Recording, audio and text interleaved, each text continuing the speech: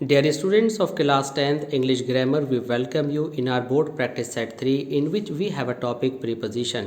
आज के इस हिंदी वर्जन लेक्चर में हम सीखने जा रहे हैं कि बोर्ड से रिलेटेड क्वेश्चंस में किस तरह से प्रीपोजिशंस फिल करें। स्टूडेंट्स, ये जो क्वेश्चन का कलेक्शन है ये आपके लास्ट 10 ईयर्स के क्वेश्चंस को कलेक्ट किया गया है और हर तरह के एक एक क्वेश्चन को इसके अंदर लिया गया है जिसकी फ्रीक्वेंसी, जिसका रेपिटेशन बहुत बार हुआ है। तो शॉर्ट में आप बोर्ड में कैसे अच्छे मार्क्स लाएं, ये डिपेंड करता है कि आपके ग्रामर के अंदर 1 और 2 मार्क्स के आने वाले क्वेश्चंस को आप पूरी तरह से सही सॉल्व करें तो आपके मार्क्स बहुत अच्छे आते हैं। और उन क्वेश्चंस में से एक क्वेश्चन है प्रीपोजिशन।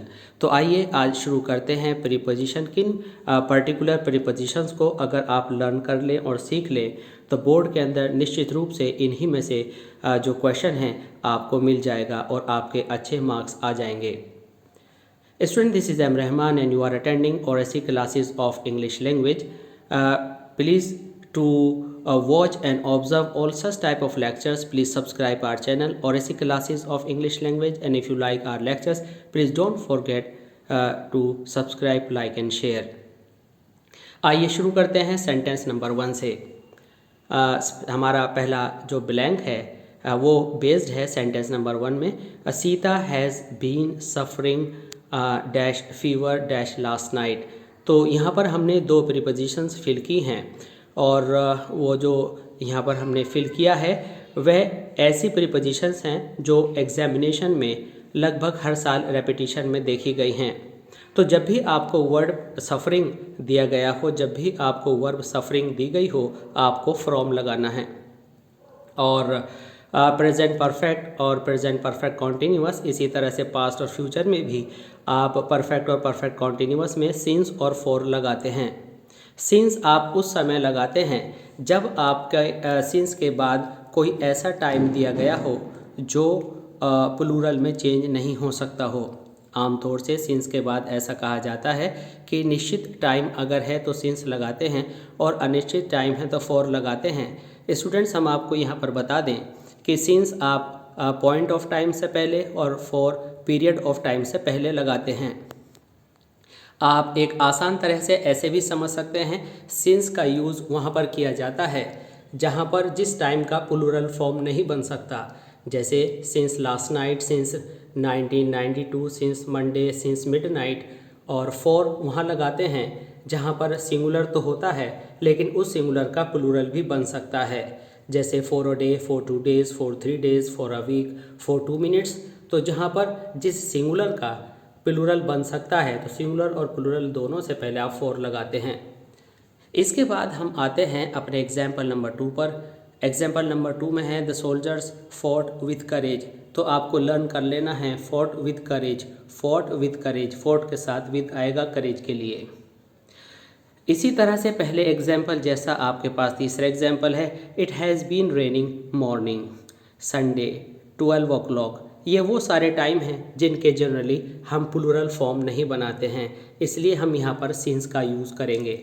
तो आपको ये क्वेश्चन एग्जामिनेशन में बार बार आता है। आपको याद रखना है जब भी आपके सेंटेंस में प्राउड आ जाए आपने ऑफ लगाना है। इसी तरह से एक वर्ड होता है फॉन्ड, FOND फॉन्ड, उसमें भी आपने ऑफ लगाना है। ये आपको कंफर्म याद कर लेना है, फॉन्ड ऑफ, प्राउड ऑफ। इसके बाद आपको नया सेंटेंस आपके सामने है, why do you not listen to him. तो आपको ये याद रख लेना है कि लिसन के बाद आपने टू लगाना ही लगाना है। लिसन टू हिम, जब भी कोई लिसनर हो, जब भी कोई स्पीकर हो तो उससे पहले आपको टू लगाना है। Listening to him, it means you are listening to somebody, it means somebody is speaking something. तो आपको लिसनिंग के बाद टू लगाना है जब कोई आपसे बात कर रहा हो। इसके बाद है ही studies from 8 PM to 10 PM। तो यहाँ पर आप देखेंगे जब जिस समय से काम करना शुरू किया हो तो वहाँ पर फ्रॉम, और जहाँ जिस समय तक काम किया हो तो वहाँ पर आप टू लगाते हैं। तो इस तरह से जब आपको 2 टाइम बिगिनिंग एंड क्लोजिंग 2 बार दे रखे हों तो आप फ्रॉम और टू का यूज़ करते हैं। यहाँ पर हमने 2 बार प्रीपोजिशन फिल कर दी है। बोर्ड एग्जामिनेशन में आपको केवल एक ही ब्लैंक मिलेगा। यहाँ हो सकता है कि टू दे रखा हो, फ्रॉम फिल करने के लिए दे दे, और या फ्रॉम दे रखा हो, टू फिल करने के लिए दे दे। इसके बाद नेक्स्ट क्वेश्चन बहुत इंपॉर्टेंट है, प्लीज़ राइट इन इंक। तो यहाँ पर इंक से पहले आपने इन ही लिखना होता है। हो सकता है कि सुनने में ही आपको ऑकवर्ड या अजीब लगे, लेकिन आपको इन ही लिखना है। इसके बाद जब भी डाइट के बाद कोई बीमारी दे रखी हो तो आप ऑफ लगाते हैं, लेकिन डाइट के बाद जब कोई रीज़न दे रखा हो बीमारी की जगह तो आप फ्रॉम लगाते हैं। जैसे कि कोई कह सकता है कि मैं भूख से मर रहा हूँ, मैं कार ख़रीदने की इच्छा से मर रहा हूँ, तो एक्चुअल में वो बीमारी नहीं है, वहाँ पर डाइट के बाद फ्रॉम आता है, लेकिन बीमारी से पहले ऑफ ही आता है। इसके बाद हमारा sentence number 9, please look into the matter. Actual में जब आपका सेंस किसी चीज़ के अंदर गहराई से देखने का हो, छानबीन करने का हो, तो आप लुक इनटू करते हैं। और लुक के साथ बहुत सारी प्रीपोजिशंस हैं। अगर आप किसी की देखभाल कर रहे हैं तो लुक आफ्टर लगाते हैं, और अगर आप कुछ खोज रहे हैं तो लुक फॉर लगाते हैं, और किसी को घूर रहे हैं तो लुक एट लगाते हैं। तो ये बात आप अपनी नोटबुक में इस लेक्चर को सुनते हुए नोट कर सकते हैं। एग्जामिनेशन के अंदर जो रिपीटेड सेंटेंस है वो यही है, लुक इनटू द मैटर। बाकी डिपेंड करता है कि आपको जो प्रीपोजिशन के ऑप्शंस हैं वो क्या दे रखे हैं। जनरली आपको 4 ऑप्शंस या 5 ऑप्शंस दिए जाते हैं और 4 क्वेश्चन दिए जाते हैं और एक प्रीपोजिशन एक ही बार फिल की जाती है, इसलिए आपको उसमें अंदाज़ा हो जाता है कि कौन से प्रीपोजिशन कहाँ फिल करनी है। इसके बाद क्वेश्चन नंबर 10 में ही टॉक्स टू मी। जब आप टॉक्स का यूज़ करते हैं तो टू का यूज़ करते हैं। The cat jumped over the table. The cat jumped over the table. तो स्टूडेंट्स ये टेबल है, ये पी नहीं है, तो आप क्या करेंगे, the cat jumped over the table. Jumped over जब लगाते हैं, जब आप किसी चीज़ के ऊपर से होते हुए कूद कर गुजर जाएं और उस चीज़ को ना छुएं। यानी कि मान लीजिए ये टेबल है और आप यहाँ से कूदे और टेबल के ऊपर से होते हुए गुजर गए तो वो ओवर होगा। लेकिन अगर आप धरती पर खड़े हैं और ये आपकी टेबल है और आप टेबल पर आकर रखे गए तो वहाँ पर आप जो है अपोन करते हैं। अपोन में टच होना ज़रूरी है और ओवर में बिना छुए पार कर जाना ज़रूरी है। ये अपोन भरेंगे कि ओवर भरेंगे, ओवर फिल करेंगे, ये डिपेंड करता है कि आपको ऑप्शंस कौन कौन से दिए गए हैं। आपको अपॉन और ओवर एक साथ नहीं दिए जाएंगे, जो भी कोई एक दे रखा हो आप उसे फिल कर लेंगे। इसके बाद क्वेश्चन नंबर 12 में सॉरी के बाद आप हमेशा फॉर लगाते हैं, और फॉर वहाँ भी लगाते हैं जहाँ पर आप किसी काम को कर चुके हों। जैसे कि I am sorry for doing this mistake, generally कि आईएनजी से पहले फॉर आता है। Ramu reach his school any delay, तो विदाउट एक प्रीपोजिशन है, तो विदाउट एनी डीले, बिना किसी देरी के। इसके बाद she is good at mathematics. Good को लेकर कई सारे क्वेश्चंस बनते हैं, लेकिन ये गुड एट बार बार दिया जाता है, इसलिए हमने भी यहाँ पर लिखा है she is good at mathematics. जब आप किसी सब्जेक्ट में अच्छे होते हैं, जब आप किसी सब्जेक्ट में पारंगत होते हैं, तो आप गुड के बाद एट लगाते हैं, इन नहीं लगाते हैं। इसके बाद आपका अगला सेंटेंस है question number 15, the house is fire. तो यहाँ पर आग लगने को, आग में घिरे होने में आप कौन लगाते हैं, तो आप लिखते हैं this house is on fire. My uncle visited Mumbai Dussehra.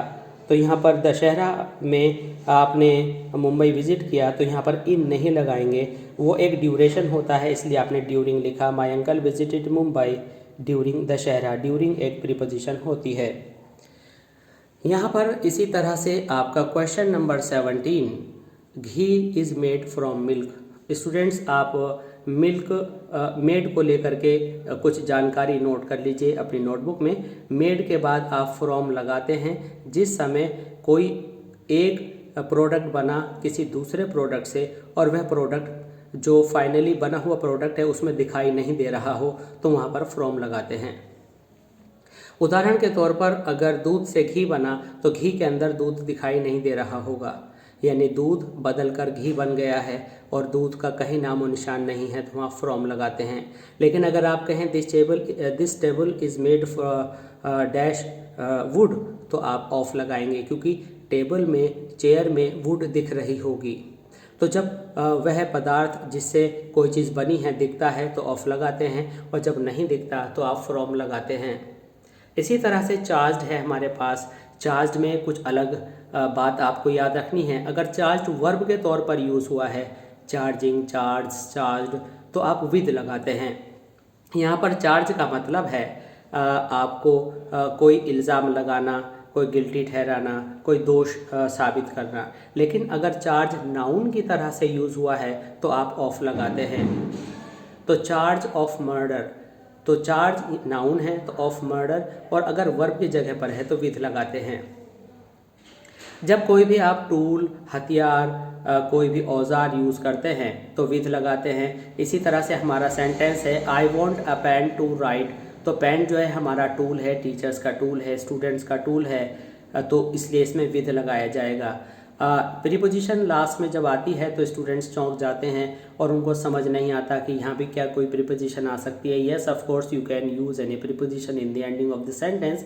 So whenever you have any tool you right with. अगर कहते हैं कि आपने कुत्ते को डंडे से मारा तो विद अ स्टिक। तो जब भी आप कोई टूल का यूज़ करते हैं तो विद लगाते हैं। He killed the enemy with sword. इसी तरह से हमारा एक नेक्स्ट सेंटेंस आता है जिसके लिए प्रीपोजिशन फॉर निश्चित है। एक्चुअली वाई का मतलब होता है फॉर वॉट। तो what is Kanpur famous for, तो वाई की जगह हम फॉर वॉट लिखते हैं। For what is Kanpur famous, तो फॉर वॉट की जगह हमने वॉट लिखना होता है, और जो प्रीपोजिशन होती है वह सेंटेंस के बाद में लिखी जाए तो ज़्यादा अच्छी मानी जाती है। तो इसका मतलब हुआ what is Kanpur famous for, Kanpur किस बात के लिए फेमस है, ये आपने याद रख लेना है। इसके बाद हमारा 21st सेंटेंस है the police man rain after a thief. तो यहाँ पर आप देखेंगे कि आफ्टर आया है, जबकि बिहाइंड का मतलब भी पीछे होता है। बिहाइंड हमेशा रुके हुए के पीछे होता है और आफ्टर गतिमान के पीछे होता है। मतलब यह है कि आपके सेंटेंस में चोर भी भाग रहा है और पुलिस उसके पीछे भाग रही है, तो रुके हुए चोर के पीछे तो अजीब सी बात है भागना, या जाकर भागकर पकड़ना उचित हो सकता है, लेकिन यह माना जाएगा कि किसी गतिमान इंसान या किसी व्हीकल के पीछे भागने में आफ्टर लगाते हैं। अगर कोई स्टैटिक थिंग होती, कोई रुकी हुई चीज़ होती जैसे मंदिर, स्कूल, तो वहाँ पर बिहाइंड लिखते।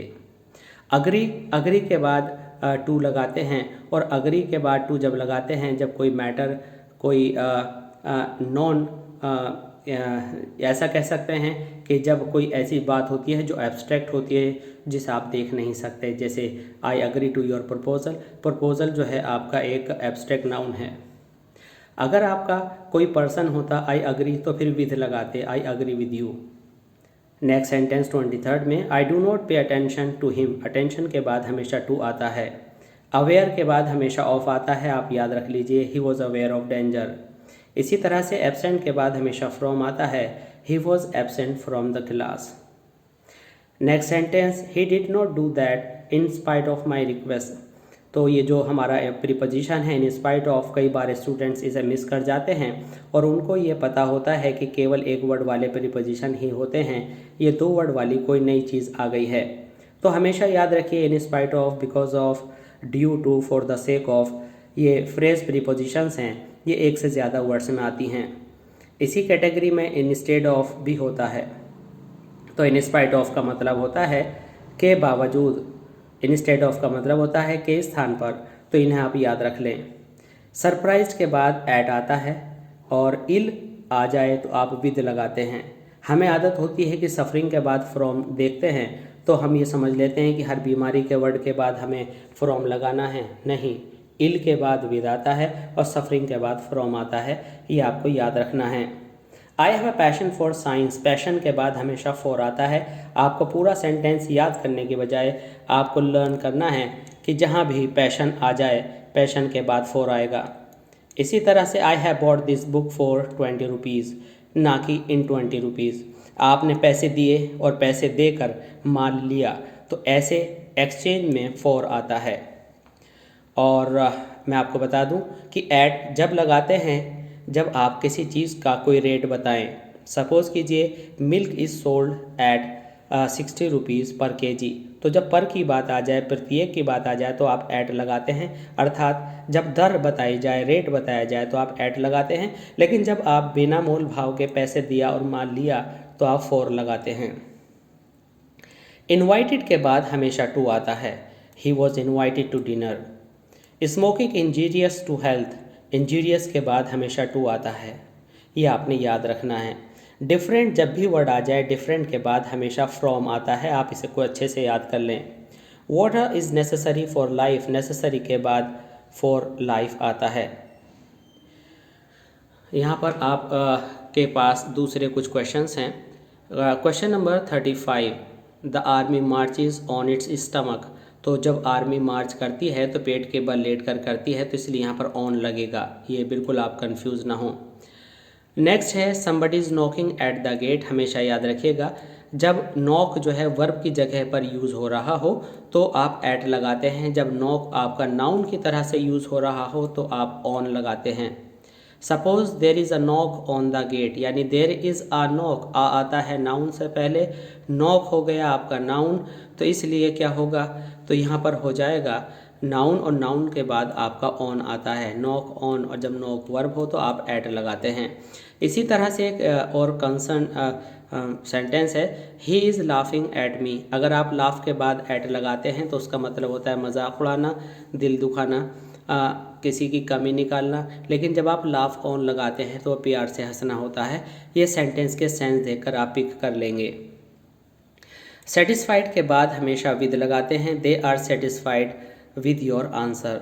इसके बाद हमारा sentence number 38, he has been suffering, आप जानते हैं सफरिंग के बाद फ्रॉम आता है, from fever, for about a week. अब अ वीक दे रखा है तो अ वीक, 2 वीक, 3 वीक्स हो सकते हैं, इसलिए ऐसे नाउन से पहले जो टाइम बनता है जो सिंगुलर है और प्लूरल बन सकता है, इससे पहले फॉर लगाते हैं। और एक इम्पॉर्टेंट बात यह है कि लगभग के सेंस में आपने प्रीपोजिशन अबाउट लगाना होता है, और ये दोनों मिलकर के यहाँ एडवर्ब का काम कर रहे हैं। इसके बाद है he stands by you when you are in danger. तो स्टैंड बाय का मतलब होता है कमर पर खड़े होना, कमर का मतलब यानी कि कमर के ऊपर चढ़कर खड़े हो गए। इसका मतलब है कि आपकी बैक मजबूत होना, आपके फेवर में कुछ लोगों का खड़े होना, आपका साथ देना। तो यहाँ पर स्टैंड्स बाय का मतलब है साथ देना, बाय का मतलब पास होना भी होता है। इसके बाद ही इज़ अशेम्ड, अशेम्ड के बाद हमेशा ऑफ आता है, इसमें आपको अपनी समझ लगाने की कोई आवश्यकता नहीं है, आपको याद रखना है कि ashamed of. He is superior, junior, prior, prefer, इन सब के बाद टू आता है। Milk is sold by the litre, तो बाय किसी भी यूनिट से पहले हम लगाते हैं by the litre, by the metre, by the gram.